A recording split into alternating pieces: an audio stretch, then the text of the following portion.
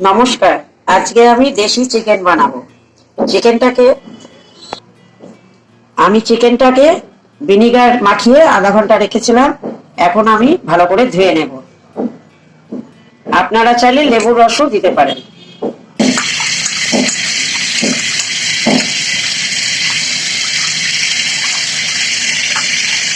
ধোয়া হয়ে গেছে।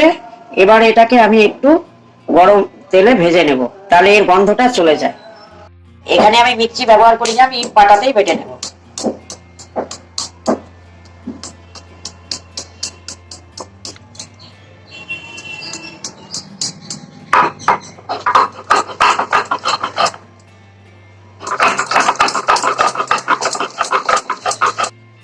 হ্যাঁ, আমার মশলা বাটা হয়ে গেছে।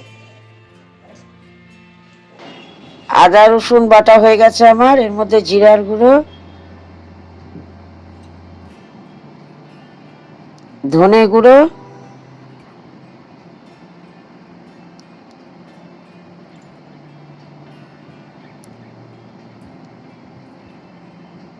স্বাদ মতো লঙ্কার গুঁড়ো দিয়ে দিচ্ছি। মাংস একটু ঝাল ঝাল হলে ভালো হয়। একটু জল দিয়ে দিলাম। জল দিয়ে এবার আমি এটাকে পেস্ট করে নেব। মশলা রেডি হয়ে গেছে। এই মশলাই আমি মাংসে দেব। আপনাদের কাছে ক্ষমা চাইছি, বাইরে খুব বৃষ্টি হচ্ছে, এই জন্য আওয়াজটা এমনি আসছে। এবার আমি মাংসগুলোকে হালকা করে ভেজে নেব গরম তেলে।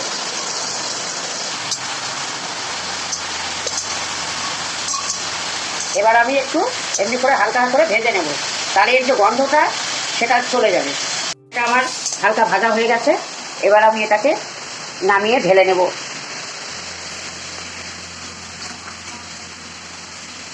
দিলাম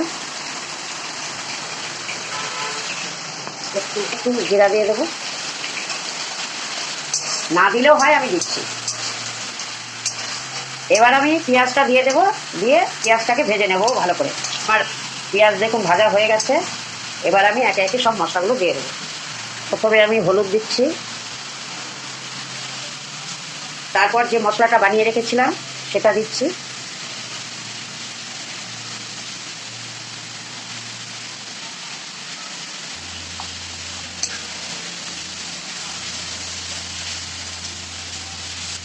এবার আমি লবণ দিচ্ছি, পরে মাংস দিয়ে দেখে নেব, যদি একটু লাগে তো দিয়ে দেবো। এবার আমি মাংসগুলোকে দিয়ে দেব।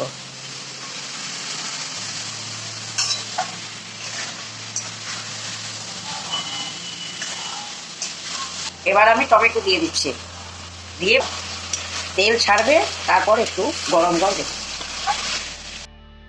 এখানে কাশ্মীরি লঙ্কার গুঁড়ো দিয়ে দিলাম।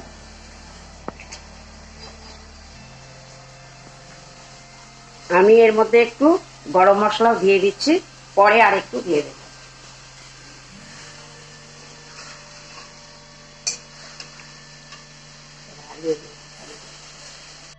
আমি আলু ভেজে রেখেছিলাম আগে থেকে, এবার আমি আলুটাও দিয়ে দেব।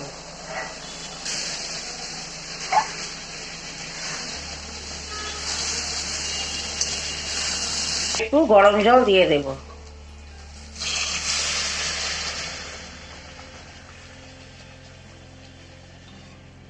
ভালো করে ফুটে জলটা শুকিয়ে গেলে একটু গরম মশলা দিয়ে নামিয়ে দেব।